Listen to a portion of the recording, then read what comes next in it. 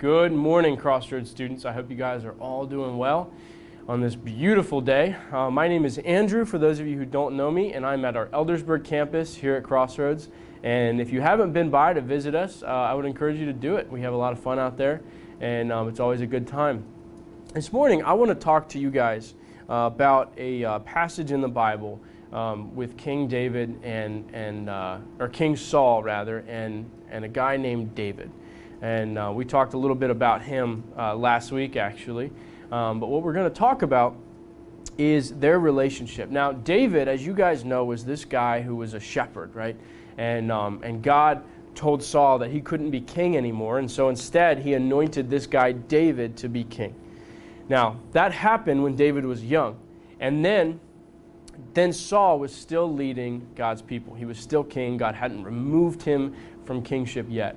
And so when King Saul was still king, that's when the story of David and Goliath happened. And David actually wasn't even there to fight in the battle. David was there to bring his brothers food. And so David brought his brothers food. He saw that this big giant was way out in the distance, and he's like, why is no one killing this giant?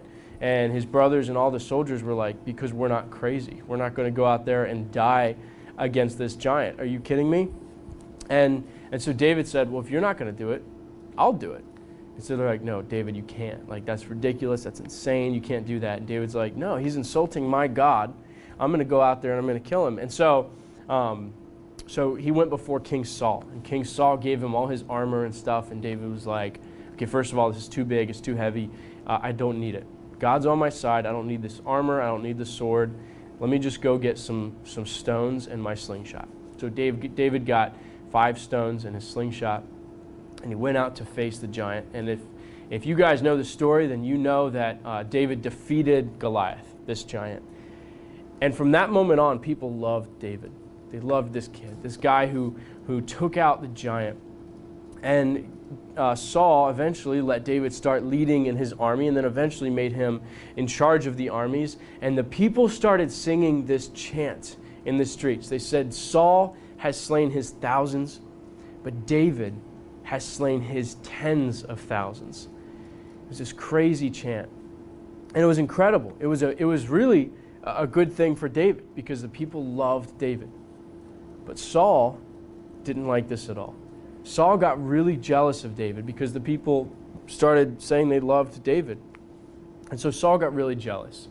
And eventually, Saul tried to kill David, to the point where David had to leave the palace, leave the kingdom, and run away and try and find safety, hiding in caves and stuff like that. And Saul even went after him and tried to find him and kill him when he heard about where he was.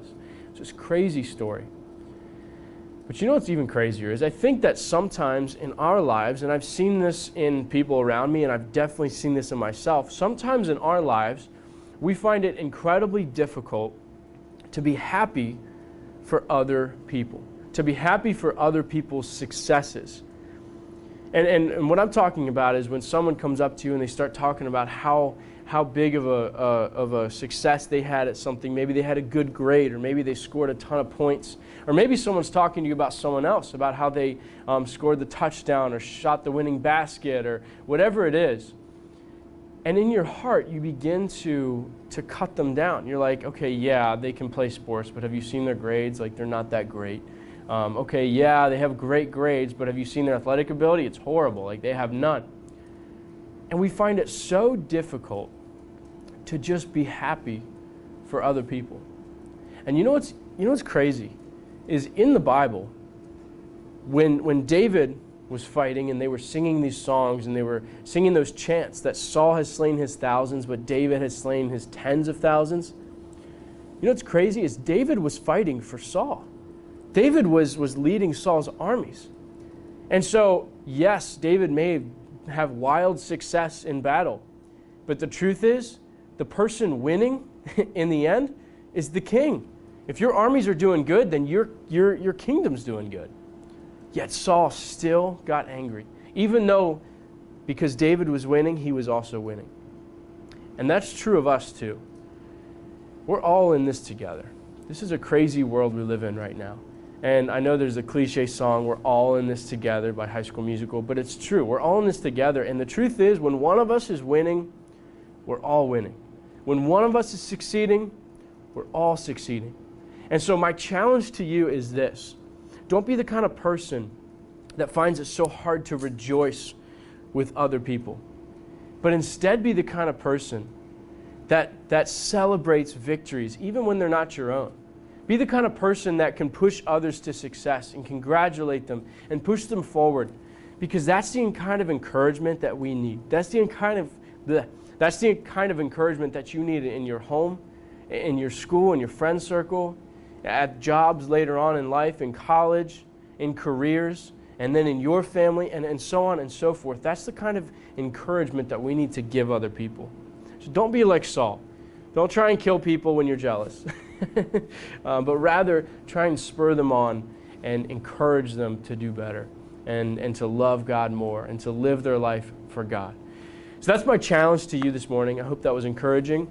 We'll see you back soon. I hope you have a great rest of your day.